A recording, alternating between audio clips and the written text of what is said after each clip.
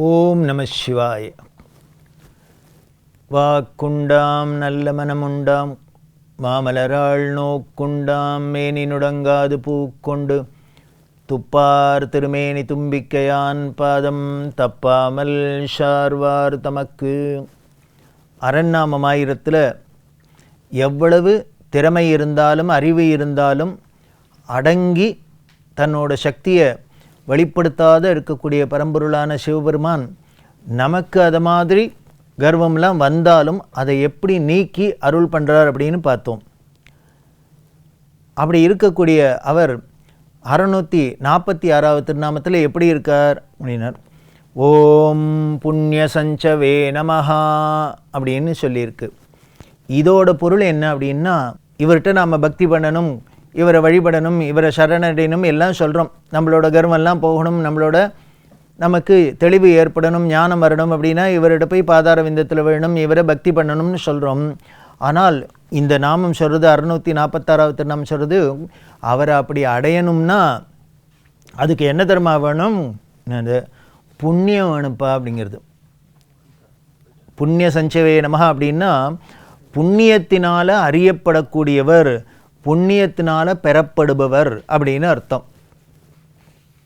இப்போ நமக்கு பக்தி வருது, நாம் இனிமேல் கோவிலுக்கு போகிறோம், அவரை வழிபடுறோம், அவரை பூஜை பண்ணுறோம், பக்தி பண்ணுறோம் அப்படின்னா இது ஏதோ வேறு எதுனாலையும் வந்துள்ள புண்ணியத்தினால் வருது, நம் முன்வினை பயனால் வருது. அப்போது அவர்கிட்ட நமக்கு பக்தி வரல அப்படின்னாக்கா அது என்னென்ன, ஏதோ நம்மளுக்கு அந்த புண்ணிய பலம் இல்லை, பண்ணின பாவம் நம்மளை கொண்டு விலக்கி போடுறது அப்படின்னு தான் அர்த்தம். அதனால் அவர் அருளால் தான் அவர் அடைய முடியும். அதனால தான் மணிவாசக பெருமான் சொல்கிறார், அவன் அருளாலே அவன் தாழ் வணங்கி. அவருக்கு சேவை செய்யணும் அப்படின்னா, அவர்கிட்ட பக்தி பண்ணணும்னா என்ன பண்ணணும்னா அவரோட அருள் வேணும் அப்படின்னு சொல்கிறார். அப்படி அருளால் அடையக்கூடியவர் அப்படின்னு அப்படி பார்த்தோம் அப்படின்னா எல்லா மகான்களுமே அப்படி தான் சொல்லியிருக்கா. மணிவாசக அப்படி பெருமான் சொல்கிறார்னா, ஆதிசங்கரர் சொல்கிறார், பிரணந்தும் ஸ்தோதும் வா கதம் அகிருத புண்ணியா அப்படிங்கிற. சௌந்தரலஹரி சொல்கிறதே இப்படி சொல்கிறார், உன்னை யாருக்கும் புண்ணியம் இல்லாதவா, புண்ணியம் பண்ணாதவா, அகிருத புண்ணியா அப்படின்னா புண்ணியம் பண்ணாதவர்கள், அவர்களால் பிரணந்தும் ஸ்தோதும் அப்படின்னு யாரானும் உனக்கு ஒரு நமஸ்காரம் பண்ணிட முடியுமா, இல்லை உன்னோட திருநாமத்தை வாயில் தான் சொல்லிட முடியுமா, உனக்கு ஒரு பணிவிடை பண்ணிட முடியுமா, வழிபாடு பண்ணிட முடியுமா? ஒன்றும் பண்ண முடியாது. அதனால் யாருக்கு புண்ணியம் பண்ணியிருக்காலோ புண்ணியசாலிகளோ அவர்களுக்குத்தான் இது கிடைக்கும் அப்படின்னு சங்கரம் சொல்கிறார் இல்லையா? அது ரொம்ப உண்மை. அப்படி நமக்கு ஒரு பக்தி வருது, அதனால் நமக்கு நன்மை அடையிறோம் அப்படின்னா அது ஜென்மாந்திர புண்ணியத்தை பொறுத்தது. அதுதான் புண்ணிய சஞ்சவே நமஹா அப்படின்னு இந்த திருநாமம். புண்ணியம் செய்தவர்களால் மட்டுமே அடையக்கூடியவர்,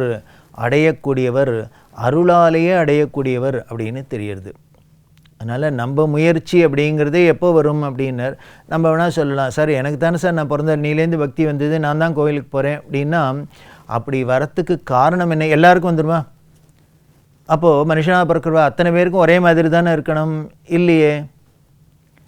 அப்படின்னா அவர்களோட கர்மை வினைப்பயனை பொறுத்தது, அதுக்கேற்றாப்புல அருள் கிடைக்கிறது, நமக்கு அந்த அருள்னால் அவர் தாழ அடையிறோம் அப்படின்னு தெரியுது. அப்படி இருக்கக்கூடியவர் ஏன் புண்ணிய சஞ்சவே நமஹான்னு சொல்லியிருக்கு? அப்படி என்ன புண்ணியம் பண்ணின்னு தான் அடையிற அளவுக்கு என்ன அவர் என்ன அவ்வளோ வசந்ததா, அப்படி என்ன பெரிய செல்வமா அப்படின்னு நமக்கு தோணும் இல்லையா? அதனாலே அடுத்த 647வது திருநாமம் என்ன சொல்கிறது? ஓம் ஏ நமஹா அப்படின்னு இருக்கு. இந்த நாமமே கொஞ்சம் நமக்கு கேட்குறதுக்கு வித்தியாசமாக இருக்கும். ஒரே எழுத்து தான், ஏ நமஹா அப்படின்னு. அது என்ன ஏ நமஹா அப்படின்னா ரொம்ப மிகுந்த பொருள் உள்ளது. அதாவது பீஜாட்சரம் அப்படின்லாம் சொல்லப்பட்டிருக்கு. அதாவது இத்தனை நமக்கு உலகத்தில் எல்லாம் கண்ணுக்கு தெரியறது, இது எல்லாமே ஒலி அதிர்வுகளோட வெளிப்பாடு அப்படின்லாம் விஞ்ஞான ரீதியாகவும் சொல்கிறது, நமக்கு சாஸ்திரங்களாகவும் சொல்கிறது.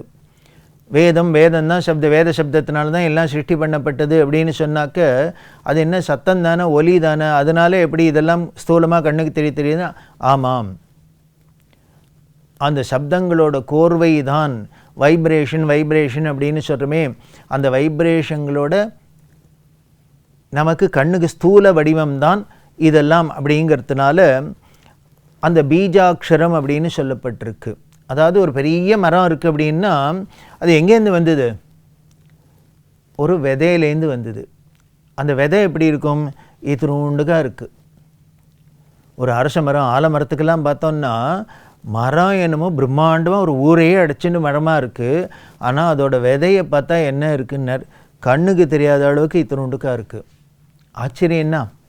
இவ்வளோ பெரிய மரத்தை அத்தனையும் வளர்க்கக்கூடிய சக்தி ஒரு இத்தினூண்டு விதைக்குள்ளேயே அடக்கி வச்சிருக்கு. அதுதான் ஈஸ்வரனோட லீலை, பெருமை. அப்படி கண்ணுக்கு தெரியக்கூடிய அத்தனைக்கும் ஒவ்வொரு விதை இருக்கிறாப்புல எல்லாத்துக்கும் ஒரு வடிவம் இருக்குது. அதைத்தான் அக்ஷரம் அப்படின்னு சொல்கிறோம். அந்த விதையாக இருக்கக்கூடிய, விதை மாதிரி இருக்கக்கூடிய அக்ஷரங்களுக்கு பீஜாட்சரம் அப்படின்னு பேர். அப்படி சொல்கிறதே இப்போது லக்ஷ்மி அப்படின்னு சொல்கிறோம். செல்வங்களுக்கு, ஐஸ்வர்யங்களுக்கு எல்லாத்துக்கும் அதிதேவதை, திருமகள் அப்படின்னு சொல்லக்கூடிய மகாலட்சுமின்னு சொல்கிறோம். அந்த மகாலட்சுமிங்கிற வடிவத்திற்கு பீஜமாக இருக்கக்கூடிய அக்ஷரம் என்ன தெரியுமா? ஈங்கிற எழுத்து. ஆனா அவன்னா ஈனா ஈன்னா சொல்லுமே, அந்த ஈங்கிற எழுத்து தான் லக்ஷ்மி பீஜம் அப்படின்னு சொல்லியிருக்கு. அது என்ன? ஈ லக்ஷ்மீர் இத்யேகாட்சரம் நாம அப்படின்னு நமக்கு வர்ணிக்கப்படுறது.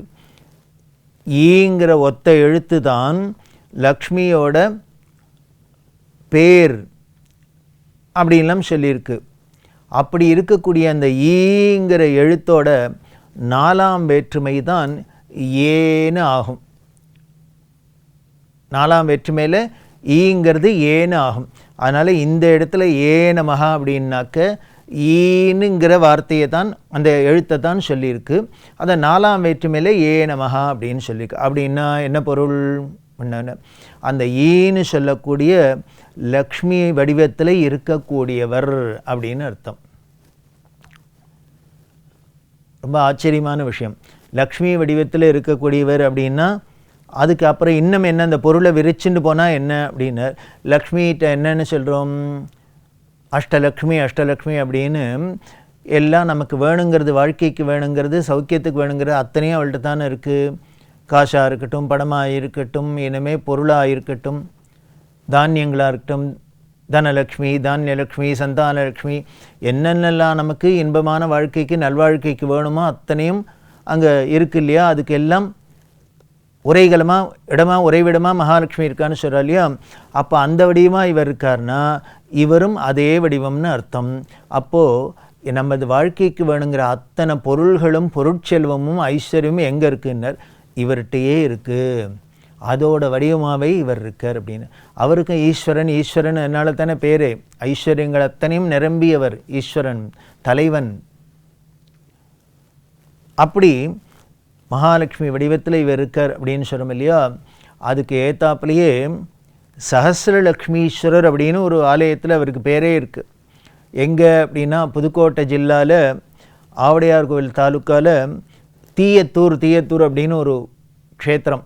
அந்த தீயத்தூரில் இருக்கிற ஊரில் இருக்கிற ஆலயத்தில் இருக்கிற சிவபெருமானுக்கு பேர் என்ன தெரியுமா? ஆச்சரியமாக சஹஸ்ரலக்ஷ்மீஸ்வரர் அப்படின்னு பேர். அம்பாளுக்கு பேர் அங்கே பிரகன் நாயக்கி அப்படின்னு, பெரிய நாயக்கி அப்படின்னு பேர். சுவாமிக்கு சஹஸ்ரலக்ஷ்மீஸ்வரர் அப்படின்னு பேர். அது எதனாலன்னா அந்த ஸ்தலபுராணம் சொல்லுது. இந்த ஸ்தலபுராணத்தோட பெருமையை பார்த்தா ரொம்ப ஆச்சரியமாக இருக்குது. அக்னி, சூரியன், விஸ்வகர்மா, ஆங்கீரஸ் அப்படிங்கிற ரிஷி, புராந்தக மகரிஷி அப்படின்னு இப்படி பல பேரும் இந்த சிவபெருமானை வழிபட்டிருக்கா. இவர் ஸ்வயம்பு. எதனால் இவர் அப்படி இந்த பெயர் அடைஞ்சார் அப்படின்னா, திருமால் 1000 தாமரப்பூவால் அர்ச்சனை பண்ணினார் அப்படின்னு திருவெழிமலை புராணம்லாம் கேட்குறோம் இல்லையா? சிவபெருமானை வழிபடுறதுக்கு சஹஸ்ரநாம அர்ச்சனை, ஒவ்வொருத்துக்கும் ஒவ்வொரு தாமரப்பூவாக அர்ச்சனை பண்ணுறதே இவரோட பக்தியை உலகத்துக்கு காமிக்கணுங்கிறதுக்காக சிவபெருமான் என்ன பண்ணார்? ஒரு தாமரப்பூ குறையிறாப்பில் பண்ணார். 1000ல் 1 போயிடுத்து, மறைஞ்சு போயிடுத்து. அதனால் பார்த்தாராம், இப்படி இத்தனை 999 போட்டு ஒரு தாமரப்பூ இல்லைன்னு நாம் அர்ச்சனையை அறகுறையாக நிறுத்தக்கூடாது அப்படின்ட்டு என்ன பண்ணார், அவருக்கு பேர் கமலக்கண்ணன், கமலக்கண்ணன் கமலாக்ஷன் இருக்கா, அதனால் என்ன பண்ணார், தன்னோட கண்ணே ஒரு தாமரை தானேன்னு கண்ணை எடுத்து போட்டார். எப்படி கண்ணப்ப நாயனார் பண்ணாரோ அதை போல் இவரும் என்ன பண்ணார், தன்னோட கமலக்கண்ணையே எடுத்து அர்ச்சனை பண்ணினார். அதனால அவரோட பக்திக்காக அவருக்கு தரிசனம் கொடுத்தார். அப்படின்லாம் புராணம் சொல்லுதா. இதை பார்த்தாலாம் மகாலட்சுமி, ஆஹா இப்போ 1000 தாமரையினால் அர்ச்சனை பண்ணதுனால தான் நம்மளோட கணவருக்கு பரம்பொருளான சிவபெருமான் தரிசனம் கிடச்சிருக்கு. அதனால நம்மளும் அதே மாதிரியே அவர் பண்ணினாப்பிலேயே 1000 தாமரைகளால் அவரை வழிபட்டு அவரோட தரிசனத்தை அடையணும் அப்படின்னு ஆசைப்பட்டு இந்த தீயத்தூரில் வந்து 1000 தாமரைகளால் மகாலட்சுமியே, அவளுக்கு பேரே என்ன அப்படின்னார், பூவில் இருக்கிறதுனாலேயே பூமகள் பூமகள் பூமகள்னே சொல்கிறோம். தாமரை மேலே உட்கார்ந்துருக்கா இல்லையா, அப்படி இருக்கக்கூடியவள் தாமரையினால் 1000 தாமரையினால் சிவபெருமான அர்ச்சனை பண்ண அந்த மகாலட்சுமிக்கு அருள் செய்யறதுக்காகவும் இவர் இங்கே வந்ததுனாலேயே சஹஸ்ரலக்ஷ்மீஸ்வரர் அப்படிங்கிற திருநாமத்தோட இந்த தீயத்தூரில் இருக்கார் அப்படின்னு. அதே மாதிரி நாகை மாவட்டத்தில் திருமருகல் அப்படின்னு அங்கேயும் மகாலட்சுமி எப்படி பூஜை பண்ணியிருக்கா அப்படின்னு அந்த ஸ்தல புராணம் சொல்லுது. அந்த ஊரில் சுவாமி பேர் ரத்னகிரீஸ்வரர் அப்படின்னு பேர், அம்பாளுக்கு பேர் வண்டுவார் குழலி அப்படின்னு. கதலீவனம் அப்படின்னு. மருகல் அப்படிங்கிறது ஒரு வாழை மரத்தோட பேர். வாழை மரத்தில் பல விதம் இருக்கு இல்லையா, அதில் மருகல் அப்படிங்கிறது ஒரு வாழை மரம். அந்த மருகல்ங்கிற வாழை காடாக இருந்ததுனால திருமருகல், கதலீவனம் அப்படின்னு பேர். அங்கே வந்து மகாலட்சுமி தவம் பண்ணினா. எதுக்காக அப்படின்னா, இன்னும் லக்ஷ்மி தீர்த்தம்லாம் அங்கே இருக்குது. ரிஷிகள்லாம் சேர்ந்துட்டு காசியில் பெரிய யாகம் பண்ணுறது. அந்த யாகத்தில் யாருக்கு முதல் ஆகுதி கொடுத்து மரியாதை பண்ணணும் அப்படிங்கிறதே இந்த மும்மூர்த்திகளில் யார் உயர்ந்தவர் அப்படின்னு பார்க்கணுங்கிறதுக்காக பிருகுங்கிற மகரிஷி அனுப்பிச்சாலாம். அவர் என்ன பண்ணார், வைகுண்டத்துக்கு வந்தார். அப்படி பள்ளி கொண்டிருக்கார் பெருமாள். இவர் வந்ததை கவனிக்கலை, அதனால் தன்னோட காலால் உதைச்சார் மாறல. உடனே அதை பார்த்துட்டு எழுந்துட்டு, ஆஹா நீங்கள் வந்திருக்கல கவனிக்கலை, என்னை உதச்சிட்டேல, உங்கள் கால் வலிக்க போகிறதேன்னு அவருக்கு பணிவிடையெல்லாம் செஞ்சாராம்.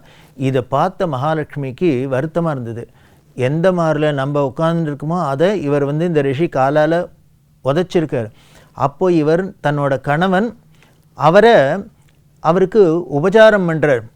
தன்னை அவமரிச்சதை பார்க்க கூட கவனிக்காத அப்படின்ட்டு இவரை நம்மளோட அருமை இவருக்கே தெரியல போல இருக்கனால இவரை விட்டு பிரிஞ்சு போயிடலாம் அப்படின்ட்டு இந்த திருத்தலத்தில் வந்து லக்ஷ்மி தீர்த்தம்னு தீர்த்தத்தை உண்டு பண்ணி அங்கே இந்த ரத்னகிரீஸ்வர பூஜை பண்ண. அப்புறம் சிவபெருமான் பார்த்தார், இது என்ன இதுக்காக இவா 2 பேரும் பிரிஞ்சிருக்காளேன்னு உடனே திருமாலை வரவழைச்சு இவா 2 பேருக்கும் திருமணம் பண்ணி வச்சு இவா 2 பேரும் எல்லாரும் சௌஜன்யமாக இருக்கணும் அப்படிங்கிறதுக்காக அருள் பண்ணினாராம்.